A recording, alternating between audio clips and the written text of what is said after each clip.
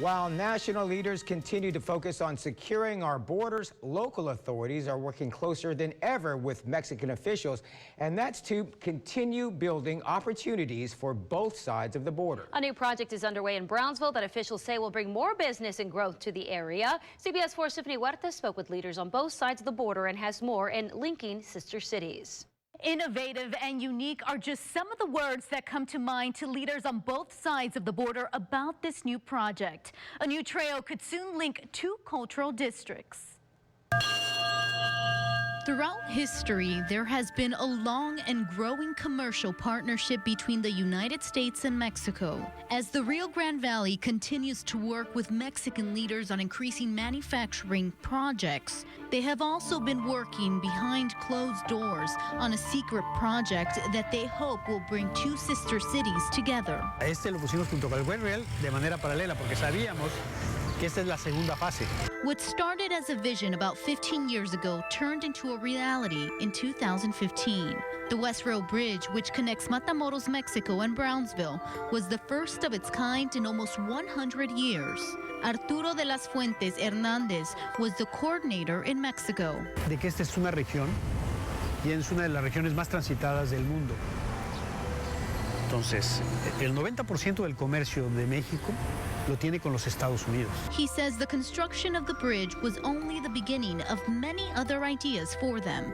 Cameron County Judge Pete Sepulveda was the coordinator in Brownsville and says the infrastructure attracts prospective business interests. When you're able to eliminate 14 at-grade crossings, make an area like West Brownsville a lot safer, it's always good to be part of those type of projects. The history of the railroad in Brownsville has a special meaning for Valley residents like Eugene Fernandez. The principal character in the development of this railroad, and I say that that's the first one, was Don Jose San Roman, and he was my great-great-great-uncle. Fernandez is also the operations manager of the historic Brownsville Museum and knows the value the railroad has had along the border. Dealing with transit, with transportation, with infrastructure between northern Mexico and the Rio Grande Valley is one and the same. The $120 million West Rail Bridge project replaces the old rail connection which cut through a busy section of Brownsville and Matamoros, including school zones and interrupted traffic and trade. Once completed, the old tracks of the B&M Bridge were removed, making room for a new project. For nearly 6 years, the U.S. and Mexican officials have been speaking privately about this Brownsville-Matamoros Bridge. What can they do so both sides of the border benefit from it? On one side, Mexican officials want to turn the tracks into a bike trail and park, leading to a cultural district of museums and businesses. In Brownsville, City Manager Charlie Kabler says they are working on a similar theme. We have 4 museums in our downtown area, and we're building the Performance Arts Building at 10th and East Washington. So we want that to be the connecting point between both cities. Kabler says they don't know exactly where the new trails will be or how much it will cost, but they want to continue revitalizing downtown and bringing business from Matamoros. Right when you finish crossing the bridge here in Matamoros, Mexico, officials want to make this entire area a cultural district.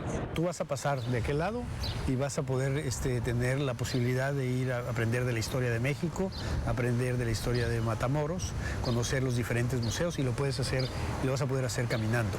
De las Fuentes Hernández tells CBS 4 the first phase of the project in Matamoros will cost about $5 million. Matamoros resident Elogio Ibarra believes the new cultural district will bring more jobs and continue building a relationship with the United States. Ibarra, who's been living here for over 40 years, says he hopes this will help change people's perception of Mexico. El turismo se ha alejado por las cosas que pasan, por el peligro y eso. Lo que se dice de Matamoros, por eso se aleja la gente. With the U.S. travel advisory for American citizens still in effect, resident Nelly Alvarado has some doubts about this new plan. I personally wouldn't, because I don't go to Mexico anymore. Officials on both sides of the border still believe building the ties with Mexico is crucial. We're hoping things change as far as security and things like that, and people be able to travel like it used to be, enjoy themselves in a positive way in Matamoros, and vice versa come here. Officials in Brownsville will continue meeting with leaders from Matamoros to discuss plans on other ways to improve the quality of life on both sides of the border. Tiffany Huerta, CBS 4 News and Valley Central.